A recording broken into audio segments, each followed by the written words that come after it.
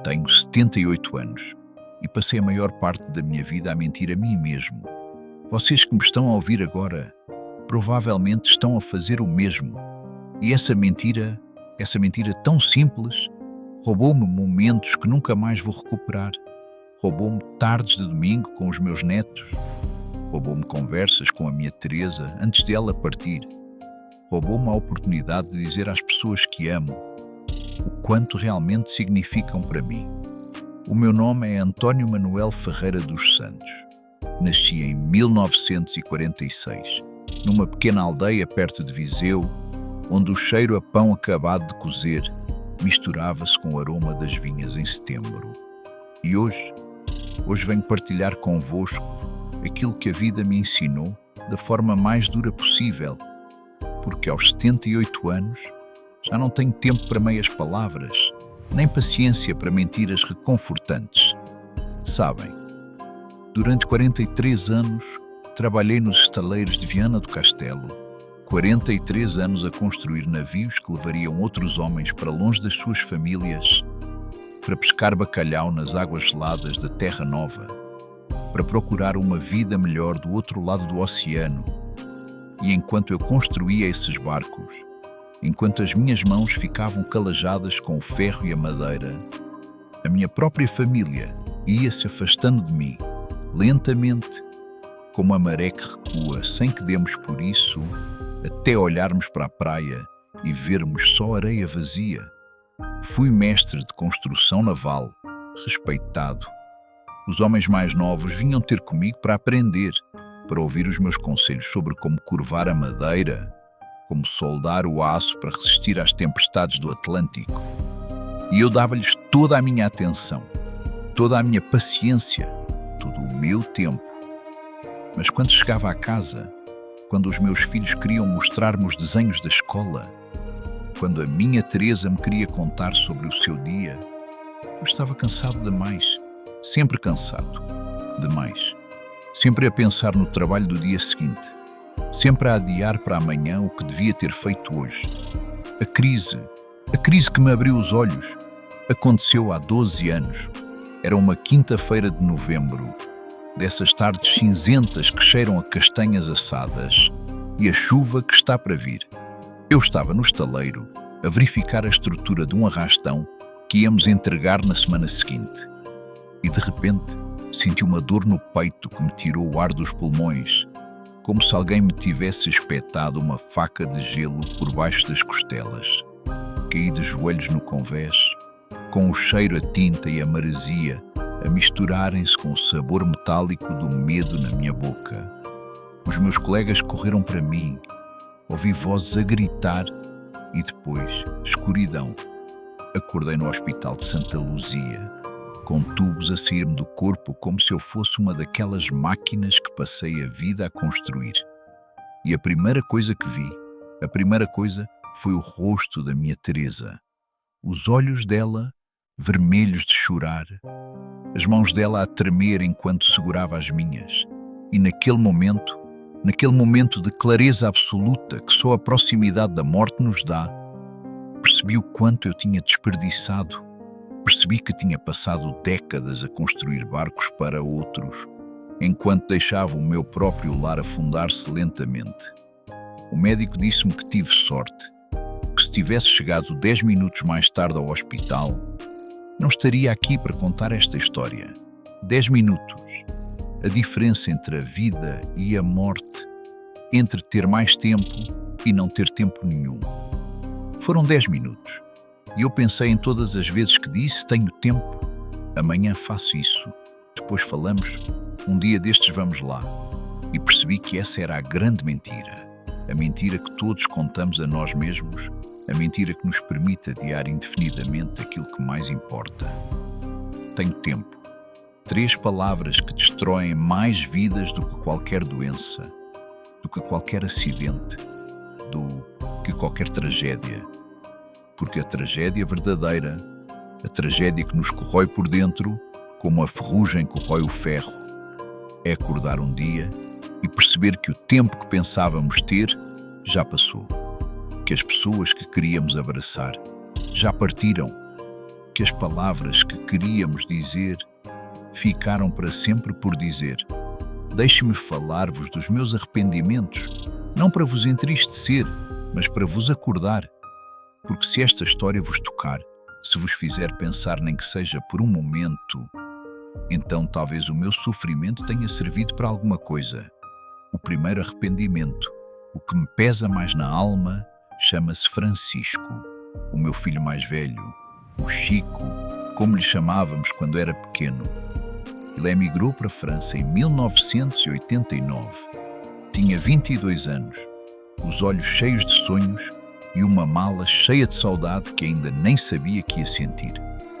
Eu levei-o à estação de comboios de Campanhã, no Porto, numa manhã fria de janeiro, e quando ele me abraçou, quando me disse: pai, vou sentir a tua falta, eu respondi: vai filho, vai fazer a tua vida, depois falamos.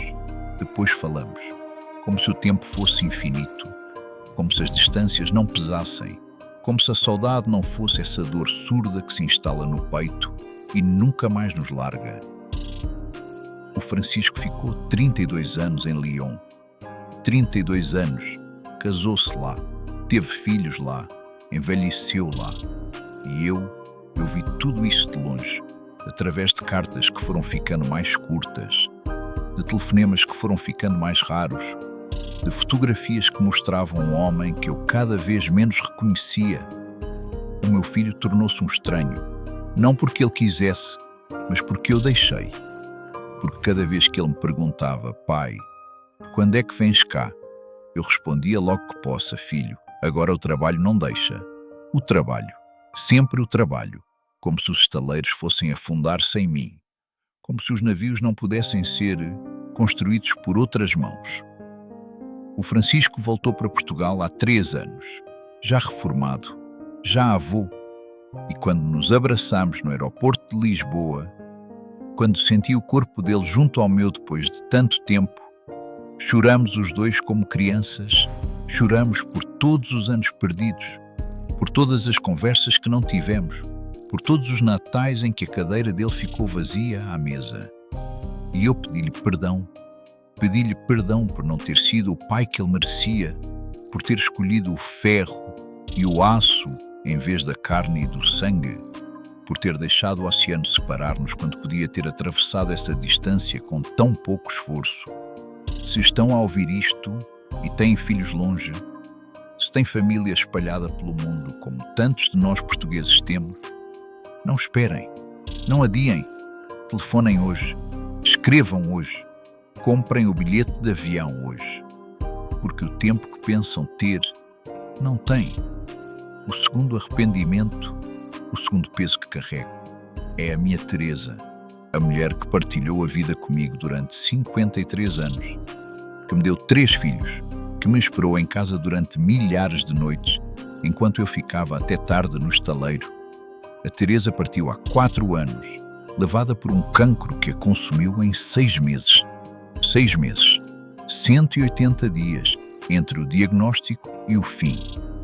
E eu passei esses 180 dias a tentar recuperar décadas de ausência.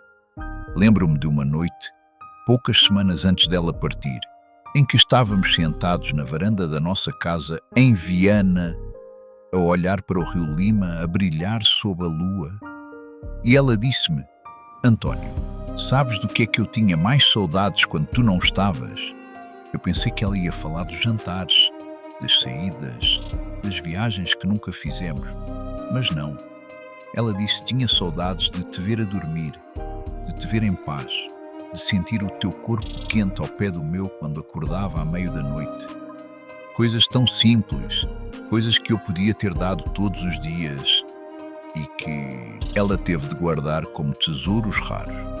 A Teresa nunca me criticou, nunca me disse que eu trabalhava demais, que eu estava ausente demais, que eu a negligenciava. Ela simplesmente esperou, com aquela paciência infinita que só as mulheres portuguesas da geração dela tinham.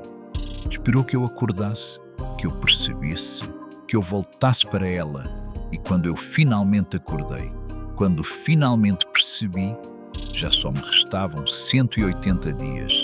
Nos últimos dias dela, quando já mal conseguia falar, eu sentava-me junto à cama e contava-lhe histórias. Contava-lhe sobre o dia em que a conheci, numa feira em Ponte de Lima, quando ela tinha 19 anos e um sorriso que iluminava tudo à volta. Contava-lhe sobre o nosso casamento, na igreja de Santa Maria dos Anjos, com o cheiro a alfazema e a cera das velas. Contava-lhe sobre os nossos filhos a nascer, sobre os primeiros passos, sobre as primeiras palavras. E ela ouvia com os olhos fechados, com um sorriso pequeno nos lábios, como se estivesse a viver tudo outra vez. Quando ela partiu eu também. Uma parte de mim foi com ela, uma parte que nunca mais vou recuperar.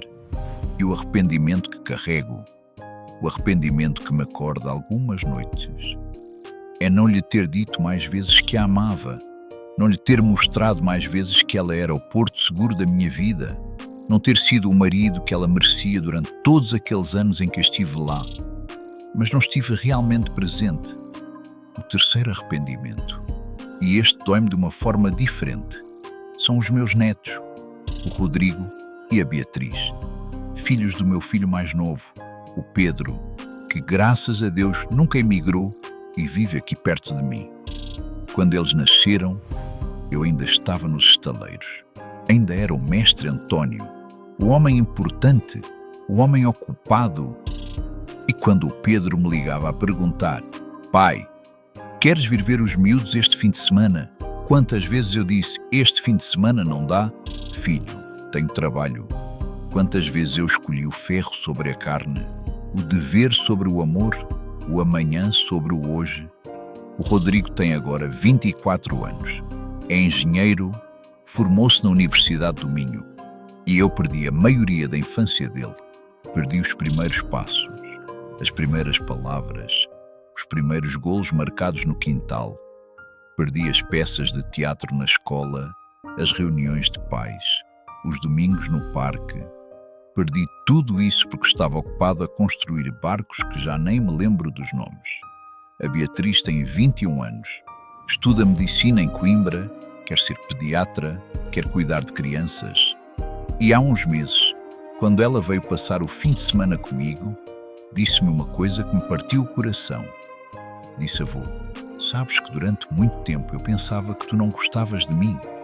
Pensava que os avós dos meus amigos é que eram normais, que iam buscá-los à escola, que os levavam ao parque, que brincavam com eles, e tu nunca estavas lá.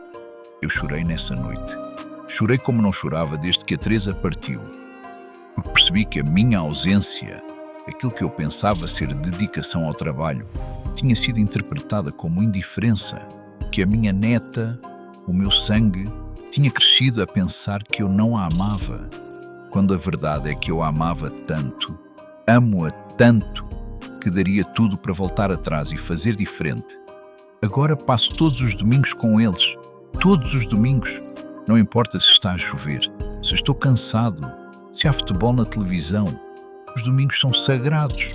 Fazemos aquelas refeições longas, como se faziam antigamente, com bacalhau à Gomes de Sá, ou cozido à portuguesa, com vinho verde da região, com histórias e risos e às vezes lágrimas. E eu sento-me à cabeceira da mesa, olho para os rostos da minha família e penso em quantos domingos assim eu perdi. E prometo a mim mesmo não perder mais nenhum. Se estão a gostar desta partilha, se estas palavras vos estão a tocar de alguma forma, peço-vos que façam 3 coisas. Primeiro, subscrevam este canal, não porque eu precise de números, mas porque há mais histórias para contar, mais lições para partilhar e quero que estejam cá para as ouvir. Segundo, deixem um comentário, digam-me qual dos arrependimentos vos tocou mais, partilhem as vossas próprias histórias, porque quando partilhamos, curamos e ajudamos outros a curar também. Terceiro, partilhem este vídeo com os vossos pais, com os vossos filhos, com quem acham que precisa de ouvir isto, porque às vezes as palavras certas, no momento certo, podem mudar uma vida. O quarto arrependimento E este é diferente dos outros. É não ter cuidado da minha saúde. Durante décadas, eu tratei o meu corpo como tratava as máquinas do estaleiro. Usei-o até ao limite. Ignorei os sinais de aviso, adiei as manutenções necessárias. Fumei durante 40 anos, 2 maços de SG, ventil por dia, o cheiro a tabaco impregnado nas minhas roupas, nos meus dedos, na minha respiração. A Teresa pedia-me para deixar, os médicos pediam-me para deixar. Mas eu sempre achava que tinha tempo, que podia deixar amanhã, que mais um dia não fazia diferença. Só deixei de fumar depois do infarto. Só deixei quando o médico me mostrou as imagens do meu coração, quando me explicou que metade dele estava danificado para sempre, quando me disse que se continuasse, não chegava aos 70, e eu tinha 66 nessa altura, 66 anos de vida e metade do coração destruído pela minha própria teimosia. Agora tomo 5 medicamentos por dia, todos os dias, ao pequeno almoço, com a minha torrada com manteiga e o meu café. Tenho de engolir 5 comprimidos para manter este coração velho a funcionar.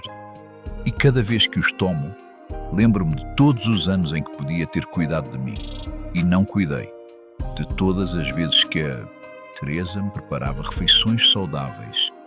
Eu dizia que preferia umas sardinhas assadas e um copo de vinho tinto. De todas as caminhadas que podia ter feito, de todos os quilos que podia ter perdido, de todos os sinais que podia ter escutado.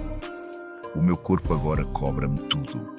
Cobra-me as noites mal dormidas, as refeições apressadas, os anos de negligência, e eu pago. Pago com a falta de ar quando subo escadas. Pago com a dor nas articulações quando o tempo muda. Pago com a fadiga que me assalta a meio do dia. Pago com cada dia que poderia ser mais fácil, se eu tivesse sido mais sábio. O 5º arrependimento, o último que vou partilhar convosco hoje, é não ter perdoado mais cedo, não ter perdoado ao meu pai, que partiu quando eu ainda era um rapaz, que foi para o mar e nunca mais voltou, e que eu culpei durante décadas pela pobreza em que crescemos. Não ter perdoado ao meu irmão Manuel, com quem não falei durante 15 anos por causa de uma discussão sobre a herança da nossa mãe. Uma discussão que agora me parece tão pequena, tão insignificante, tão absurda. Não ter perdoado a mim mesmo por todos os erros que cometi, por todas as pessoas que magoei, por todas as oportunidades que desperdicei. O perdão é uma dádiva que damos a nós mesmos. Carregar rancor, guardar mágoas, cultivar ressentimentos, é como beber veneno e esperar que o outro morra. E eu bebi esse veneno durante anos, deixei-o corroer-me por dentro, roubar-me a paz, envenenar os meus relacionamentos. Só depois do infarto, só quando percebi que o tempo que me restava era precioso demais para desperdiçar com ódio, é que consegui largar esse peso. Fui visitar a campa do meu pai, no cemitério de Mangualde, onde ele foi enterrado depois de o corpo dele ter dado à costa semanas após o naufrágio. E ajoelhei-me junto àquela pedra fria e disse-lhe tudo o que tinha guardado durante 60 anos. A raiva por ele, nos ter deixado, a dor de crescer sem pai, o medo de me tornar como ele, de abandonar a minha família como ele abandonou a nossa, e depois de dizer tudo, eu perdoei. Perdoei-o por ter morrido jovem, perdoei-o por nos ter deixado na miséria, perdoei-o por todas as feridas que a sua ausência me causou. E quando me levantei daquela campa, senti-me mais leve do que me tinha sentido em décadas, como se uma âncora enorme tivesse sido cortada e eu finalmente pudesse flutuar. O despertar, a mudança que aconteceu em mim depois de tudo isto, não foi instantânea. Não acordei de um dia para o outro transformado num homem novo. Foi um processo lento, por vezes doloroso, cheio de recuos e de tropeços, mas foi real e continua a ser real todos os dias. Agora acordo cedo, não por obrigação, mas por escolha. Acordo com o nascer do sol, faço o meu café, sento-me na varanda e agradeço por mais um dia. Agradeço por poder ouvir os pássaros, por poder sentir o cheiro do rio, por poder ver a luz mudar sobre as colinas, coisas que sempre estiveram lá, mas que eu nunca tinha parado para apreciar. Agora telefono aos meus filhos todos os dias, ao Francisco em Viana, ao Pedro aqui perto, à Mariana em Lisboa. Mesmo que seja só por 5 minutos, mesmo que seja só para dizer estou a pensar em vocês. Porque esses 5 minutos que eu achava que não tinha, são os que mais importam, são os que ficam, são os que constroem a ponte entre as pessoas. A ponte que eu deixei ruir durante tantos anos. Agora brinco com os meus bisnetos. A pequena Carolina, filha do Rodrigo, que tem 3 anos, e o sorriso da bisavó Teresa. Sento-me no chão com ela, mesmo que as minhas costas protestem, mesmo que os meus joelhos doam, e brinco com bonecas, com carrinhos, com o que ela quiser.